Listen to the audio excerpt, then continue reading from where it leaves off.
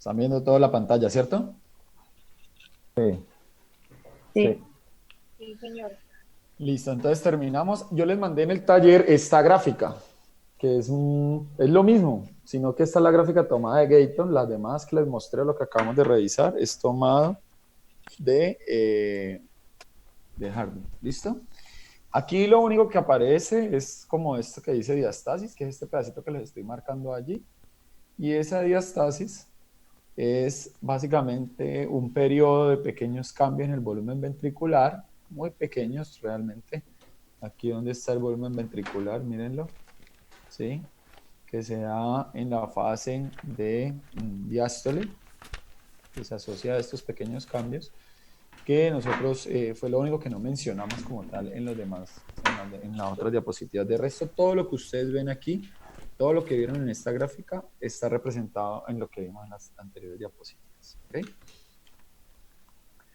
Bueno, los ruidos cardíacos también se los voy a repetir, básicamente S1, S2, cierre de las válvulas atrioventriculares S1, cierre de las válvulas eh, semilunares S2, el S3 dijimos que era un llenado rápido del ventrículo izquierdo, que no involucraba contracción de la aurícula, y el S4 sí es un sonido, también es un llenado rápido del ventrículo asociado a una contracción de la aurícula. Estas presiones, dijimos que la onda A era básicamente asociada a la contracción auricular, la onda C es una protrusión de las válvulas atrioventriculares. Recuerden que cuando hay contracción, aquí que empieza la fase 2, esta contracción del ventrículo hace que empuje las válvulas atrioventriculares, pero ellas están cerradas. Y esa presión, entonces, asociada a que también le está llegando sangre desde el retorno venoso y desde la pulmonar hacia a las aurículas, pues hace que se genere esta onda C que ustedes ven aquí. Y la onda B, pues dijimos que era el llenado auricular progresivo hasta que superaba la presión del ventrículo y lograba entonces Profe, abrir. ¿Sí? profe, disculpe, perdona que la moleste, ¿será que usted me dejaría tomarle pantallazo a la pasada? Sí, pero ¿a cuál pasa? ¿A esta? Una buena pregunta y no Espera. sé mejor si se puede, que usted me puede regalar esas diapositivas. Esto, muchachos, es el libro de Harvey. O sea, las gráficas son las mismas del libro. Yo ya les pasé el libro a todos. No, a No, la sí, atrás, pero la de los ruidos, los sonidos. sería chévere que usted nos compartiera esa diapositiva, sería bueno, o sea, si se puede, ¿no? Ya les dije que esto no se lo puedo compartir, les pasé el libro. En el libro están las mismas imágenes, muchachos. Tan Una egoísta. diapositiva más, una diapositiva menos, no les va a cambiar el rumbo de la vida. Estas son las mismas gráficas de Harvey. Profe, Están en inglés, es lo único. Las de Harvey están en español. ¿No es que a ustedes no les gusta que yo les mande cosas en inglés? Bueno, menos mal hay silencio absoluto. profe, una pregunta de Y de nada. la onda ¿De la onda qué? ¿B? T. Ah, sí, dígame. Se da porque también células del ventrículo se empiezan a relajar, ¿no? La onda T. Sí. T de Aparte de tetero. que, Esto que sí, estamos viendo sí, aquí. sí. No, no, no. Esto se llama repolarización. O sea, una onda T, una onda como tal en el electrocardiograma evalúa cambios en el voltaje de la célula. Cuando la célula cambia de voltaje en dos tiempos, en la despolarización o en la repolarización, es la única parte. De resto, ella mantiene en un estado de un potencial de membrana que es estable. ¿Se acuerdan que lo vimos alguna vez en fisiología celular? Entonces, la onda T uno no puede decir que es de asociada a relajación, es a repolarización del ventrículo, solo que en la repolarización, pues luego de la repolarización obviamente se viene un proceso de relajación. ¿Ok? bueno, gracias. Bueno. Bueno, entonces quiero que veamos estas definiciones que ustedes me imagino en el taller ya las tuvieron que más o menos haber tratado. Nosotros hablamos de gasto cardíaco cuando cogemos la frecuencia cardíaca y la multiplicamos por el volumen sistólico. El volumen sistólico entonces es la cantidad de sangre, que es esto que está aquí definido, cantidad de sangre inyectada en cada latido. ¿Sí? Y aquí, pues frecuencia cardíaca depende básicamente en un corazón sano del nodo sinusal, ¿sí? Y el sistema nervioso autónomo, pues porque la frecuencia cardíaca también se puede modular si usted tiene miedo, alegría, entusiasmo, lo que sea. Entonces eso puede modificar la frecuencia cardíaca, pero entonces cuando usted multiplica la frecuencia cardíaca por la cantidad de sangre que está sacando por cada latido, entonces ahí obtiene el gasto cardíaco. El gasto cardíaco está en general medido en litros por minuto. Litros por minuto. Aquí tenemos algo que, otras dos definiciones que dicen volumen telesistólico, ¿cierto? Y dicen, es el volumen restante que queda en cada uno de los ventrículos después de la eyección. Entonces, volvamos aquí. Volumen restante después, volvamos a la definición. Volumen restante que queda en cada uno de los ventrículos después de la eyección. Entonces, si yo en el parcial les pregunto, en esta gráfica, ¿cuánto fue el volumen telesistólico? ¿Ustedes qué van a poner? 50. 50. ¿Todo el mundo es claro en eso o no? Sí, señor. ¿Sí?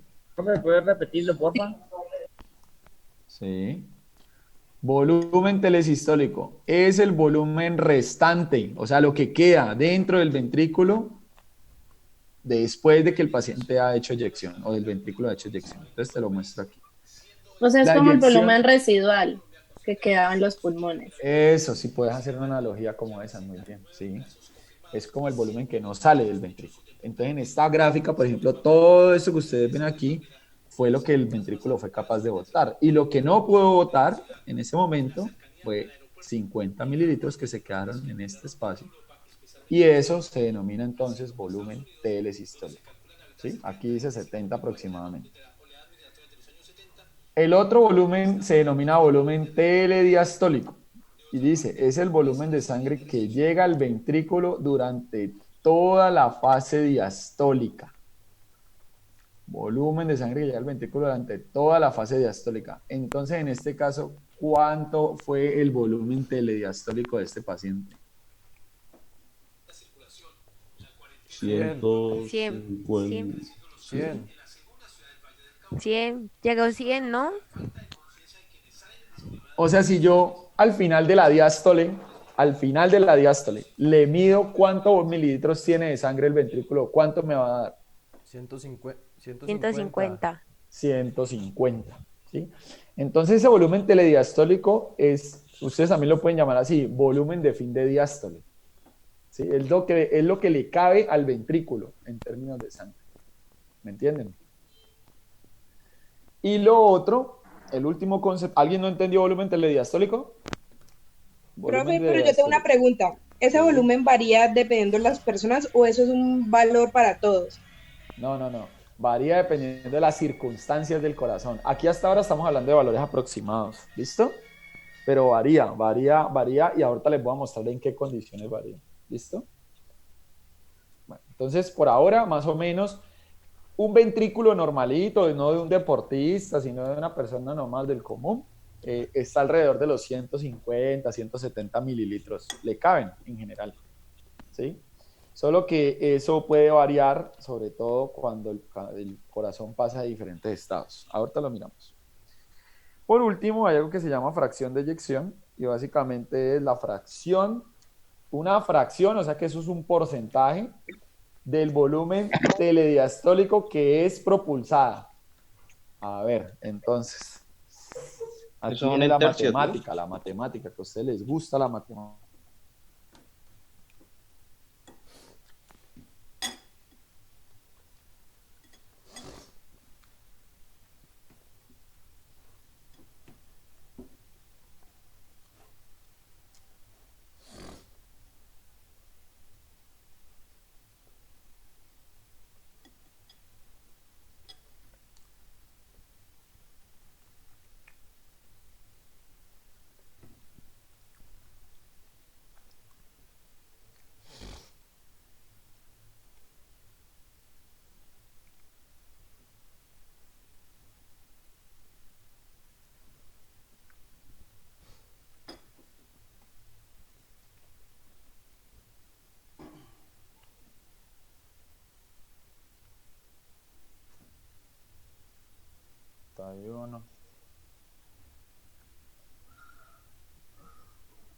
ánimo, ánimo. 35.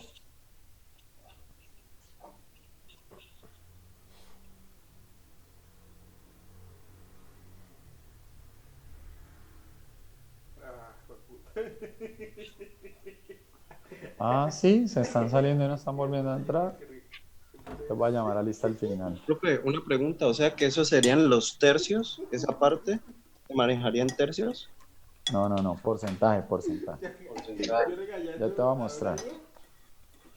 Pongamos un ejemplo sencillo, muchachos. Vamos a hacer de cuenta que yo tengo que a mi ventrículo le caben 100 mililitros, ¿cierto? Y de esos 100 mililitros, cuando hizo sístole, salieron, en la sístole, salieron 50 mililitros expulsados. ¿Cuánto porcentaje salió? 50%. El 50%. Bueno, eso no ni matemáticas tiene, eso es algo muy lógico, ¿cierto? ¿Cómo es cuando yo tengo diferentes valores? Por ejemplo, a mí me dicen que el volumen de fin de diástole o el volumen telediastólico, dijimos que el volumen telediastólico, ¿cómo se definía? ¿Cuál era la definición? Activen micrófonos. Volumen de sangre que llega al El ventrículo volumen al final durante de la la fase diástole. diastólica. El volumen al final de la diástole, todo lo que se llenó el ventrículo. Dijimos que eso era 160 más o menos mililitros. O sea que asumimos, voy a hacerlo mejor aquí, perdón.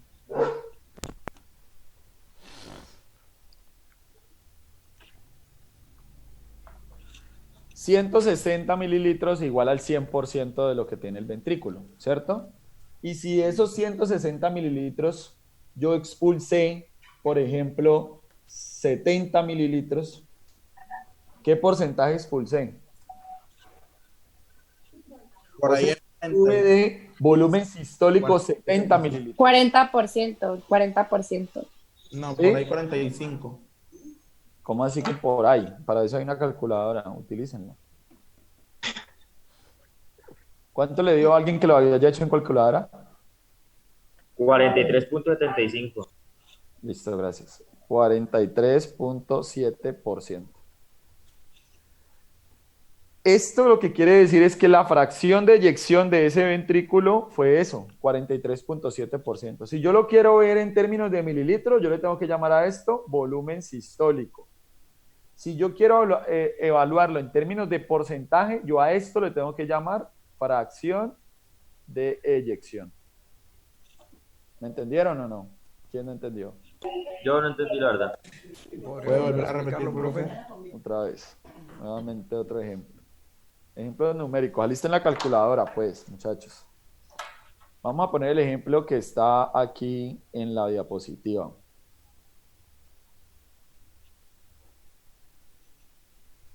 Para que ustedes lo vean. En la diapositiva yo tengo un corazón que tiene de volumen telediastólico 150 mililitros. ¿Sí o no? Sí. Entonces voy a poner eso aquí en el tablero. ¿También están viendo el tablero? Sí, señor. 150 mililitros equivalen al 100% de todo el volumen que pudo recoger el ventrículo en determinado momento. Pero el ventrículo cuando hace sístole tiene que sacar una parte de esa sangre. Y ya dijimos que el ventrículo no es capaz de sacar 150 mililitros.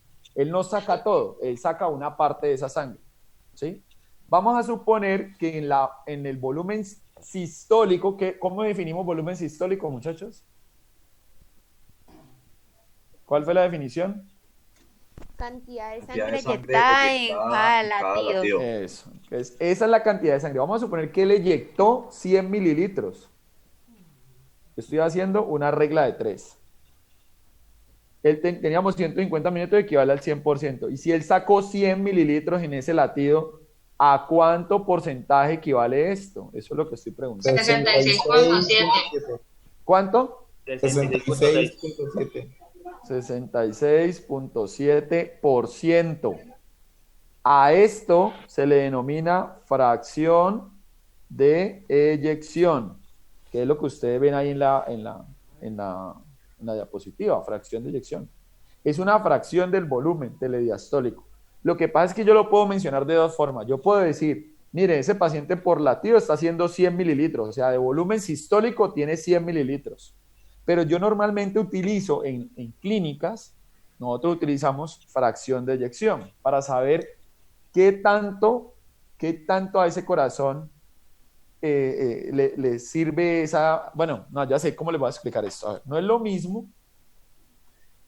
mismo tener el 66.7% de un corazón que tiene 150 mililitros, ¿cierto? Espérenme, voy a poner otro ejemplo. Vamos a pensar que yo tengo un corazón enfermo, hipertrófico, y eso es una de las consecuencias de la hipertensión, ¿no? Por ahí la que me preguntó hipertensión. Cuando yo tengo mucha presión arterial del corazón, ¿qué pasa? Pues tiene que empezar a latir en contra de una fuerza enorme. O sea, yo tengo un ventrículo aquí, este es el ventrículo izquierdo, y vamos a pensar que aquí está la aorta, ¿cierto? Si la presión en la aorta, digamos P1, y coloquémosle aquí aorta, la presión en la aorta es muy alta. ¿Se acuerdan que el ventrículo no podía abrir la válvula aórtica sino hasta qué? ¿Cuándo podía el ventrículo abrir la válvula aórtica? Cuando pasaba la presión. Hasta que la superaba la Cuando presión. superaba esta presión, ¿sí o no? O sea, yo tenía que superar esta presión. Si no, yo no podía pasar la sangre de aquí a aquí, ¿cierto? Entonces el ventrículo no es una línea así, sino que él tiene unas paredes, ¿no? Internas. Y en realidad lo que llena de líquido es esto.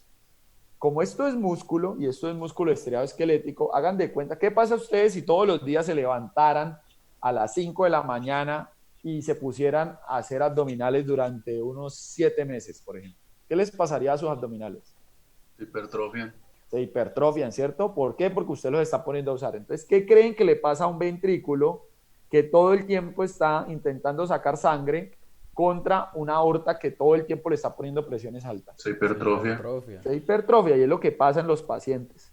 Se le empieza a hipertrofiar el ventrículo y uno dice, ah, bueno, pero ¿cómo así? Entonces no es bueno, no, ¿es bueno o es malo? Pues digamos que en términos musculares a uno cuando hace ejercicio le interesa hipertrofiarse, pues para sacar más pecho, más cola, más piernas, para marcar el abdomen. Pero en términos cardíacos, la hipertrofia concéntrica, que es la que le ocurre a los pacientes hipertensos, no es buena. ¿Por qué no es buena? Porque el músculo empieza a crecer hacia adentro. ¿Y qué le pasa entonces al espacio que tiene aquí? Disminuye el volumen.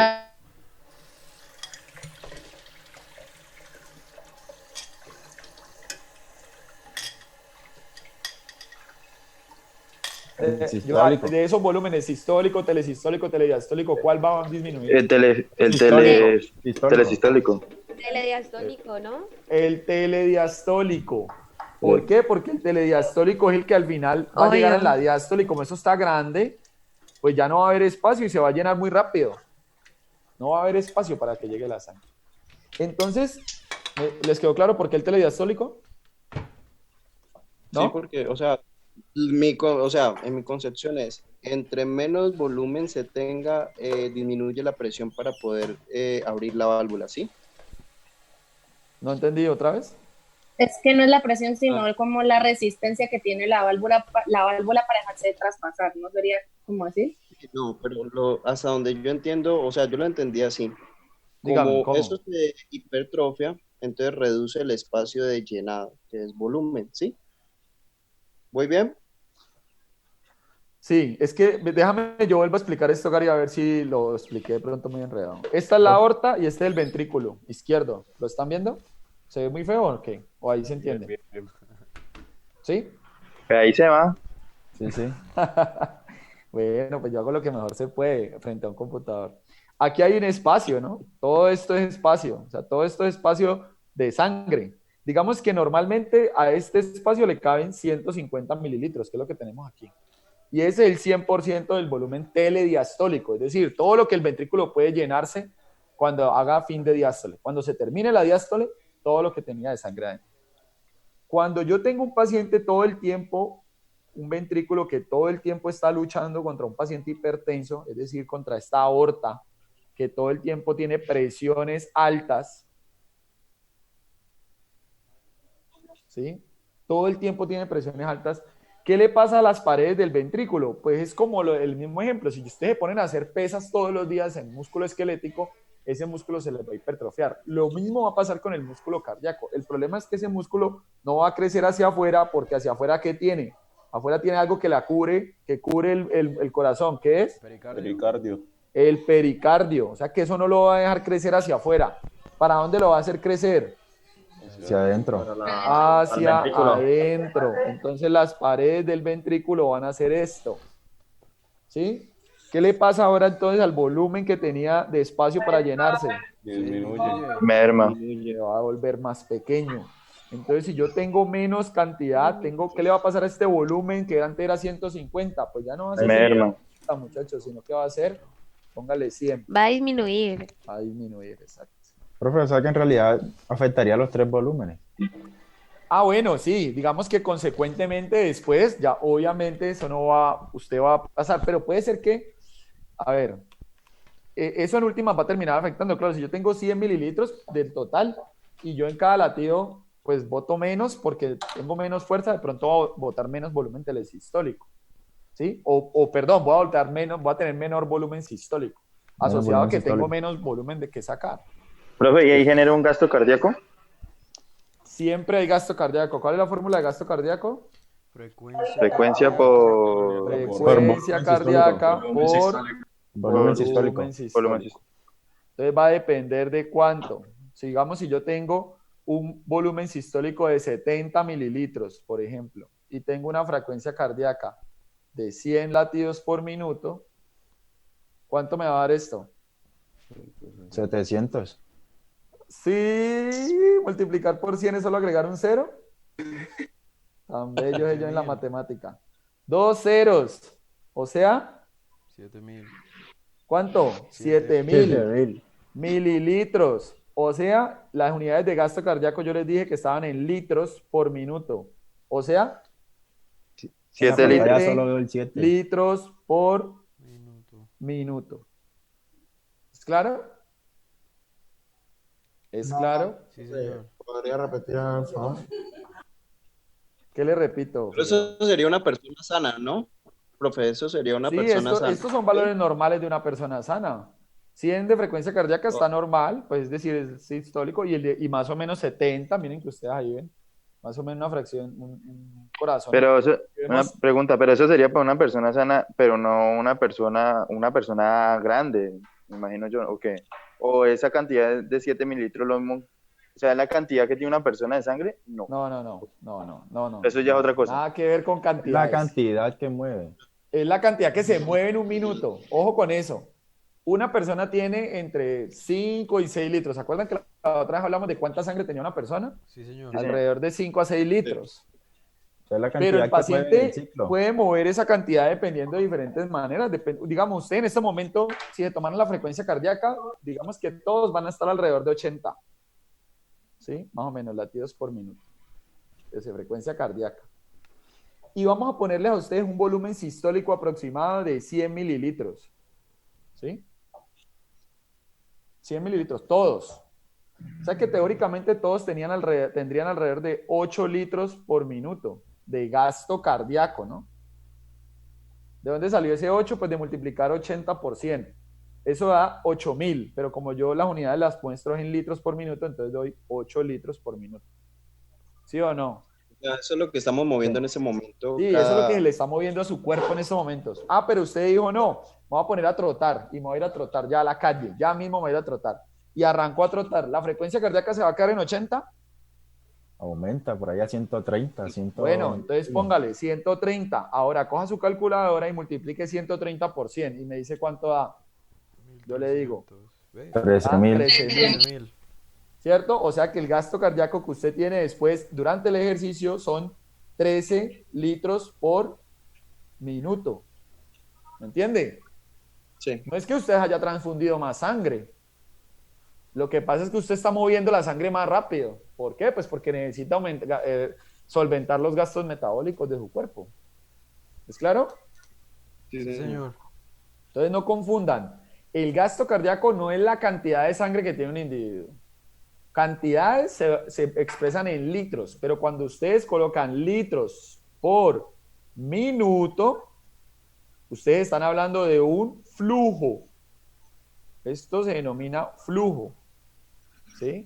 Por eso ustedes el carro lo manejan a kilómetros por hora. Ustedes le dicen, mamá, me voy a ir a 100 kilómetros por hora. ¿Sí? ¿Qué significa? Que usted en una hora va a recorrer 100 kilómetros. ¿Me entienden? Profe, entonces, con respecto a eso, las personas hipertensas tienen que tener mucha precaución al hacer ejercicio. No. Porque el ejercicio produce algo distinto. El ejercicio también produce hipertrofia, pero no concéntrica, sino excéntrica.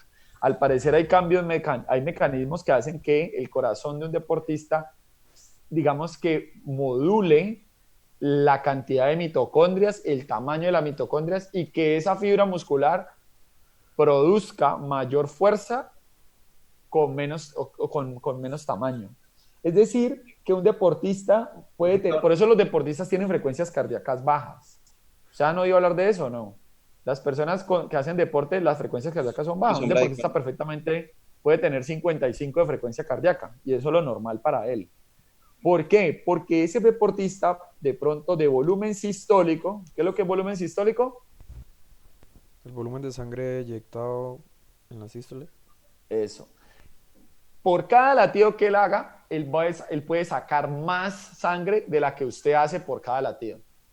Entonces, como el deportista tiene más fuerza en el miocardio, saca sangre más eficientemente que usted, entonces como la fórmula del gasto cardíaco es volumen sistólico por frecuencia cardíaca, si usted hace un volumen sistólico mucho mejor, usted puede bajar frecuencia cardíaca para mantener el mismo gasto cardíaco.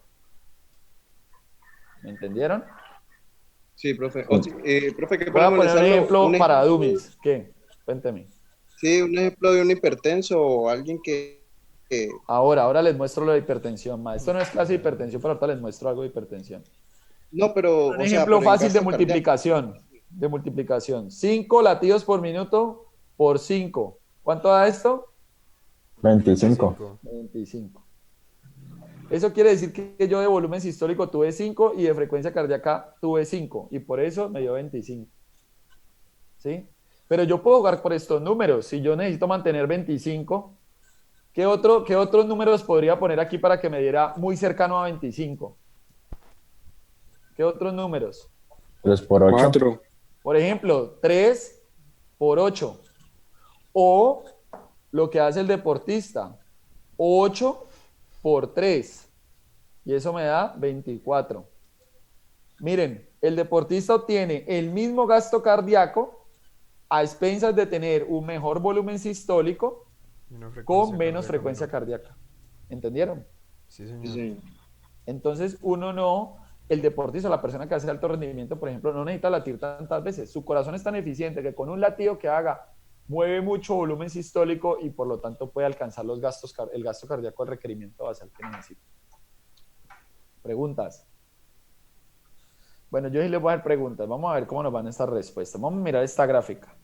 Entonces, de esta gráfica, por ejemplo, yo les pregunto en el parcial, según la gráfica del volumen ventricular, ¿cuánto fue la fracción de eyección que hizo este paciente? Entonces, ¿qué me colocan ahí? 100. No, la fracción no. 150. Fracción de eyección. Fracción 66.7%. ¿Cómo lo hizo? Que saqué el porcentaje. ¿El porcentaje de? ¿Qué valores utilizó? 150, que es el valor total, y salieron 100. Y 100 de 150 es el 66.7%. Eso, entonces teníamos 150 como volumen total, o sea, 100%, ¿cierto? Y en esta gráfica, miren que está aquí, en esta gráfica teníamos 150 aquí y quedaron 50. Quiere decir que de volumen sistólico, ¿cuánto hizo este paciente? 100 mililitros. 100. Y eso, lo que hago, 100% y 250, dijimos que era ¿cuánto? ¿Cuánto fue que te dio? 66.7. 66.7%. ¿Listo? ¿Preguntas?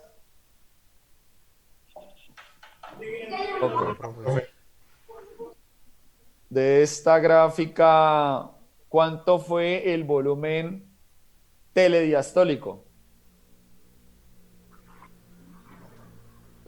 150. 150. ¿Cuánto fue el volumen telesistólico? 50. 50. 50. 50. 50. ¿El telesistólico cuánto fue? 50. 50. 50. Fue lo que quedó aquí. Ok, ¿listo? ¿Están claros ya esos conceptos? Y la fracción de eyección ya se las Volumen pregunto. sistólico, cantidad de vueltas. ¿Alguien tiene alguna duda de esos tres conceptos? Volumen telesistólico, volumen telediastólico y fracción de eyección. Bueno. No, profe. Bueno, vamos a ver Vamos, entonces estos pónmelo. conceptos que tienen que ver con este cuento de la presión arterial. Entonces dice precarga, poscarga y contractilidad. Listo. Entonces aquí tenemos que... perdón. Voy a poner esto en silencio. Tenemos precarga, poscarga y contractilidad. Entonces miren, precarga tiene que ver, ¿me están viendo en la pantalla? Sí, señor. Dijimos que la otra vez estamos poniendo el ejemplo de una cauchera. Si yo tengo una cauchera aquí, ¿sí? Y voy a mandar la bola y la voy a mandar muy lejos, ¿qué tengo que hacer con el resorte? Jalarlo. Estirarlo. Estirarlo mucho, ¿cierto? O sea, elongarlo lo que más pueda para soltarlo y que él vaya lejos. Entonces, si uno ve la definición de precarga, como ustedes la ven aquí en este momento, es la carga que se aplica a un miocito y establece la longitud muscular antes de que comience la contracción. ¿Qué significa eso, muchachos? La precarga, ahí está. ¿Ustedes qué creen que le da la precarga al corazón? O sea, ¿qué hace que se elongue el miocardio a medida que está pasando el tiempo? El volumen de la sangre que entra. Muy bien, la sangre que está llegando, el retorno venoso. Ya sabe que el ventrículo se está llenando y eso está elongando la fibra muscular. Y eso lo hace la cantidad de sangre que está llegando, es decir, el retorno venoso. Entonces, cuando yo hablo de precarga, hablo de los retornos, ya sea del retorno que viene desde la parte sistémica, es decir, por las cavas, o el retorno que está llegando del pulmón hacia el corazón izquierdo, ¿sí o no? Entonces, entre más precarga, es decir, entre más volumen yo llegue, ¿qué le pasará al corazón? ¿Tendrá más o menos precarga? Más precarga. Más precarga. Más precarga, ¿sí? Más precarga. Hay cosas que pueden mejorar la precarga y cosas que pueden empeorar la precarga. Por ejemplo, ¿qué pasa si yo me corto, por ejemplo, un brazo? A ver, vamos a iniciar este video aquí.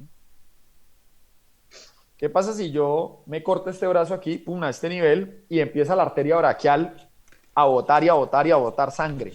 ¿Qué le va a pasar a la precarga que va a llegar a mi retorno? Disminuye. Va a empeorar. Se va a empeorar. Por lo tanto, mi corazón no va a poder, si yo no lleno, si yo no tengo precarga, ¿cómo va a ser el volumen telediastólico de mi corazón? Menor. Va a disminuir. Menor, ¿cierto? Va a bajar. O sea que yo voy a arrancar con menos volumen de fin de diástole. Sí. Por lo tanto, yo no voy a poder, ¿qué no voy a poder hacer? Bien la La inyección. No voy a poder tener volumen sistólico efectivo, o sea, no voy a tener con qué botar sangre. ¿Es claro? Sí. Entonces, a eso le llamamos nosotros precarga. Y, por ejemplo, hay cosas que favorecen la precarga. Por ejemplo, la contracción muscular. Cuando ustedes caminan y se mueven todo el tiempo los músculos, lo que hacen es como una especie de ordeño de las venas, ¿sí?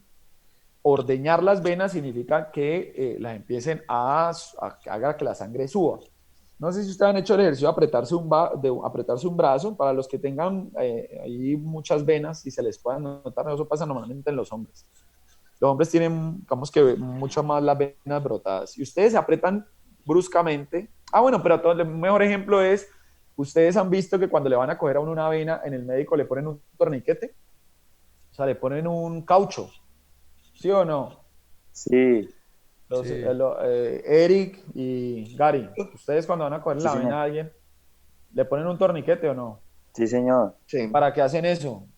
Para que la vena Para se que- brote. Se pueda Para ver. que la vena se brote, ¿cierto? Y haya mejor expulsión de sangre.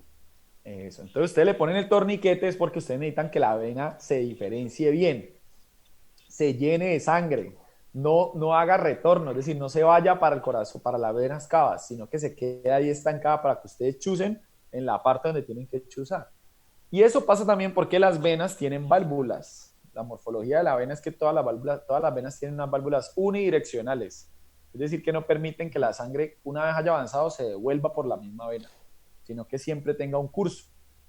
Entonces, ustedes cuando hacen eso, lo que hacen es, cuando ustedes contraen los músculos, lo que hacen es que la vena la ordeñan como tal. Por eso los pacientes, muchachos que tienen hospitalizados y que guardan mucho reposo en la cama, son pacientes que empiezan a edematizarse y tienen riesgo de hacer trombos. Entonces ahí viene lo que Gary me preguntó. ¿Esa sangre estancada qué? Si yo no me muevo y me quedo acostado en una cama por muchos días, por ejemplo, pacientes con cirugías graves que tienen que quedarse muchos días acostados en la cama, esa sangre se empieza a estancar en las venas y eso produce un trombo, un coágulo, y ese coágulo que cuando se suelta y viaja se denomina ya trombo, ¿sí? O un trombo que cuando ya se denomina un émbolo, perdón. Eso puede ir a más adelante y tapar un vaso importante, ¿me entienden? Entonces, el movimiento como tal, la contracción muscular es algo que favorece la precarga del ventrículo, porque entre más yo me mueva, más se ordeñan las venas, y esas venas entonces llevan más sangre a las cavas, y las cavas arrojan más sangre a la aurícula y después al ventrículo. ¿Es claro o no? ¿Ese ejemplo? Sí, no, sí. Sí, profe. Sí, profe. Otro factor importante es el cambio de las presiones respiratorias, que ya lo habíamos mencionado, ¿no? El pulmón, por ejemplo, cada vez que ustedes respiran hondo, hacen cambio de presión negativa en las pleuras. Y eso genera un efecto de vacío en el mediastino. Y eso chupa sangre, por decirlo así, desde los miembros inferiores hacia arriba. Entonces, los cambios de presión intrapulmonares favorecen la subida de sangre y el retorno, o sea, el retorno venoso, o sea, la precarga del corazón. ¿Les queda claro o no? Sí, señor. Sí, señor. Bueno. Hablemos entonces de poscarga. Entonces dice la poscarga. Eric, ¿puedes leer por favor el término poscarga? Carga contra la cual debe acortarse un miocito en un individuo sano. La poscarga del sexto es la presión ventrículo aórtica. izquierdo. Ventrículo del interno. brain. Ventrículo izquierdo, qué pena. Es la presión aórtica. Ok. Entonces nosotros dijimos que para yo poder hacer sístole, el ventrículo tenía que empezar a contraerse en una fase que se llamaba contracción ventricular isovolumétrica y luego pasarse a una fase que decía fase de eyección rápida, ¿cierto? Eso solamente pasaba cuando el ventrículo izquierdo era capaz de vencer la presión que le estaba ejerciendo la aorta. Entonces la poscarga, por eso ahí dice que en un individuo sano la poscarga del ventrículo izquierdo es la presión que le está ejerciendo la aorta. Por eso en un paciente con hipertensión yo voy a tener una poscarga ¿cómo? Elevada. ¿Aumentada o disminuida? Aumentada. Aumentada. ¿Sí? Aumentada. Entonces, entre más poscarga yo tenga, ojo con esta pregunta, entre más poscarga yo tenga, ¿cómo será mi volumen sistólico? ¿Más grande o más pequeño? Más grande, no, aumentado. mayor. Ojo con lo que le estoy preguntando. Entre más poscarga yo tenga, poscarga. Menor. Menor porque tiene más menor eyección. volumen sistólico. Sí. Hey, el de las estrellitas, por favor, gracias. Menor ¿No me puede volumen. repetir? Sí, yo le voy a repetir. Gracias. Si yo tengo un paciente que lo tengo hipertenso, por ejemplo, 250, 120 de presión arterial, ¿esa poscarga cómo está? ¿Baja o alta? ¿Alta? Respóndanme. ¿Baja o alta? Debe estar baja. 200. ¿Qué es la poscarga nuevamente? La presión, La presión de la aorta. La aorta tiene presión una que genera el presión de ventrículo 80. izquierdo hacia la aorta. Mire, carga contra la cual debe acortarse un miocito, es decir, la fuerza que tiene que hacer el ventrículo izquierdo para poder vencer la presión que le está ejerciendo la aorta. Y si yo le estoy diciendo que el paciente está hipertenso, esa presión en la aorta está altísima, La poscarga entonces, ¿cómo es? ¿La Aumentada. poscarga está alta o está alta? Está alta. Alta. Tiene mucha poscarga ese paciente. Entonces, si yo tengo mucha poscarga, cuando el ventrículo intenta sacar la sangre de ahí, ¿ustedes creen que va a ser capaz de sacar mucha sangre o poca sangre? Poca sangre. Poca sangre. Y si yo soy capaz de sacar poca sangre, a eso le denomino volumen sistólico, ¿sí o no? ¿Qué es lo que era volumen sistólico? El volumen que queda después de la eyección. Cantidad de sangre eyectada en cada latido. Si yo tengo una poscarga muy dura, muy alta, el señor está súper hipertenso, el ventrículo no es capaz de sacar mucha sangre del ventrículo hacia la aorta porque la presión en la aorta es muy alta. Es decir, que apenas empieza esta fase, que es la fase de eyección, y miren las presiones aquí, presión aórtica y presión del ventrículo. Cuando él va por aquí, miren que yo les puse un ejemplo donde la presión en la aorta fuese por ahí 100 y pico, 120, pues ¿qué va a pasar? Que la aorta rápidamente va a superar la presión del ventrículo cuando él empiece a relajarse y se le va a cerrar rápidamente. Lo que va a pasar es que la cantidad de sangre que pudimos sacar fue menor, ¿cierto? O sea que el volumen sistólico va a ser menor. Por lo tanto, ¿qué le va a pasar al volumen telesistólico? Aumenta. Pues que va a quedar más. Va a ser mayor. Porque Aumenta. como yo no pude sacar todo el volumen sistólico que podía sacar porque estaba hipertenso el paciente, entonces ahora me va a quedar más volumen después de la sístole, ¿sí o no? O sea que ese volumen telesistólico va a ser mayor. ¿Qué le va a pasar a la fracción de eyección? Va a aumentar. Pues disminuye porque no ha podido sacarla, no es capaz de sacarla. Exacto, disminuye, fracción de eyección. Yo estoy diciendo que estoy sacando menos volumen, entonces obviamente mi fracción de eyección también va a ser menor. Bueno, ¿preguntas?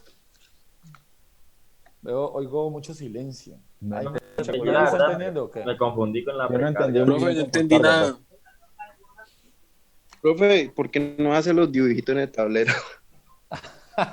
Bueno, voy a poner un ejemplo en el tablero, vamos a ver. ¿Qué? Esperen a ver. Vamos a trabajar con este tablero a ver qué pasa. Ustedes entienden más como con el tablero. Entonces yo tengo aquí un ventrículo, ¿cierto? Voy a dibujarlo aquí. Y aquí tengo la aorta. ¿Cierto? Y dijimos, listo, el paciente tiene más o menos aquí 150 mililitros. Y de esos 150 mililitros, cuando hace sístole, él es capaz de pasar aquí 100 mililitros. ¿Hasta ahí vamos? Sí. Sí. Bueno, estos 100 mililitros se le denomina volumen sistólico, ¿cierto? Como sacó 100 y aquí tenía 150, pues lo que quedó de remanente aquí fueron 50. A esto se lo llama ¿cómo? Volumen telesistólico. Volumen telesistólico, ¿cierto? Entonces quitemos este 150 mililitros aquí para no generar confusión. Y eso va a tener una fracción de eyección que ya dijimos cómo se sacaba. Estamos diciendo ahora que la aorta, que es lo que le está ejerciendo la poscarga, ¿cierto? Al ventrículo izquierdo, está hipertensa. Entonces, ¿qué pasa? Que vamos a ponerle un cierre aquí, vamos a hacer un dibujito aquí como si estuviéramos cerrando la salida, pues. Vamos a asociar esto a una patología valvular, es decir, que la válvula aórtica está disfuncionante y no se abre con facilidad. O sea que el ventrículo tiene que eyectar por aquí y miren el huequito que le deja la válvula aórtica, o sea, va a ser la poscarga está muy elevada. ¿Por qué? Porque hay una disfunción aquí. Y cuando el ventrículo empieza a hacer contracción, la sangre que debería pasarse para allá, que eran 100 mililitros, ya no alcanza a pasar 100. ¿Por qué? Porque la presión aquí es demasiado alta. ¿Es claro? Entonces ya no pasan 100, sino que, por ejemplo, pasan 50. ¿Cuánto dijimos que era el volumen total del ventrículo, el volumen diastólico? 150. 150. y solo pasaron 50. ¿Cuánto va a quedar entonces ahora de volumen telesistólico? 100. Va a quedar 100. ¿Sí?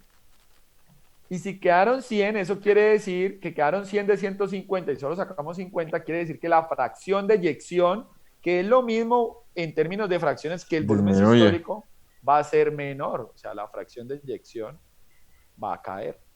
3.3. ¿Sí o no?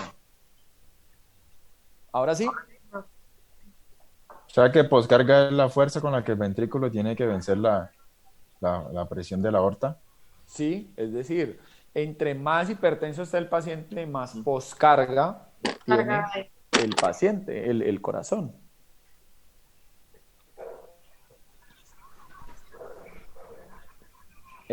Bueno, hay un tercer concepto que se llama contractilidad. La contractilidad tiene que ver con la capacidad. Bueno, ¿hay alguien que me ayude a leerlo, por favor? ¿Alguien que esté dormido que quiera leer? Es una medida de la capacidad de un músculo para cortarse contra una poscarga. Depende de la concentración sarcoplásmica del calcio. Ok, entonces, ¿para qué es que nos sirve el calcio en la célula? Para activar La despolarización. No, pues ayuda a la sí, contracción, pues, porque- pero también para la muscular. contracción muscular. Contracción. O sea que entre más calcio yo tenga, Mejor contracción. mejor unión actina-miosina, por lo tanto más contracción muscular. Entonces la contractilidad depende de la disponibilidad del calcio. Y hay unos medicamentos, ¿sí?, que se llaman medicamentos inotrópicos. Los medicamentos inotrópicos favorecen la contractilidad porque son medicamentos que aumentan la disponibilidad de calcio en la célula. Entonces, entre más calcio yo tengo en la célula, más uniones actina-miosina puedo encontrar y más capacidad contractil tengo para mandar la sangre de un lado para el otro. Para esos medicamentos hay varios, levosimendan, milrinone, que son medicamentos que utilizan en forma clínica para mejorar esos pacientes que tienen fallas en la contracción. Por ejemplo, pacientes con falla cardíaca dilatada, donde la propiedad contractil está muy deteriorada. En esos pacientes a veces los hospitalizamos y le damos algo que llama ciclos de inotrópico. Los inotrópicos lo que se hace el medicamento es que favorecen la disponibilidad de calcio en la célula y la célula como tal genera más fuerza. Más fuerza. Y si yo genero más fuerza, ¿qué le va a pasar? Digamos que en un paciente sano yo le pongo un inotrópico. Dígame qué cosas se le van a alterar a ese paciente. ¿Cómo será el volumen sistólico, por ejemplo? Se le aumenta. Se le aumenta. ¿Cómo será la fracción de eyección? Aumenta. Se le aumenta. ¿Cómo será el volumen telesistólico? Disminuye. ¿Listo? Bueno. Esto que ustedes ven aquí, esta gráfica es el resumen de todo el ciclo cardíaco. ¿Qué es lo que era la fase 1 del ciclo cardíaco? Sístole auricular. Sístole auricular. Sístole auricular. Cuando se aumentaba, cuando se hacía contracción de la auriculación. Esto es una gráfica del ventrículo izquierdo, la presión del ventrículo izquierdo versus el volumen del ventrículo izquierdo. ¿Sí? Entonces, miren que hacia acá va el volumen y hacia acá arriba va la presión. Acá son milímetros de mercurio, acá son mililitros. Entonces aquí dice, aquí empezó la fase 1. Cuando arranca la fase 1, ¿qué es lo que hace la aurícula con la sangre? ¿La pasa de dónde a dónde? De la aurícula al ventrículo. O sea que el volumen ventricular iba por aquí y aumentó en la fase 1 y llegó hasta 150. ¿Listo? Y abre válvulas. La fase 2, ¿cómo se llamaba la fase 2? No abre ninguna válvula. La válvula ya está abierta. Isovolumétrica. Contracción isovolumétrica. El ventrículo cambia de volumen. ¿Hay cambio de volumen en esa fase? El volumen no cambia. ¿Y la presión? Tampoco. Sigue, Se aumenta. La presión, la presión aumenta. aumenta. Miren, fase 2, aumento de la presión. ¿Sí? Contracción.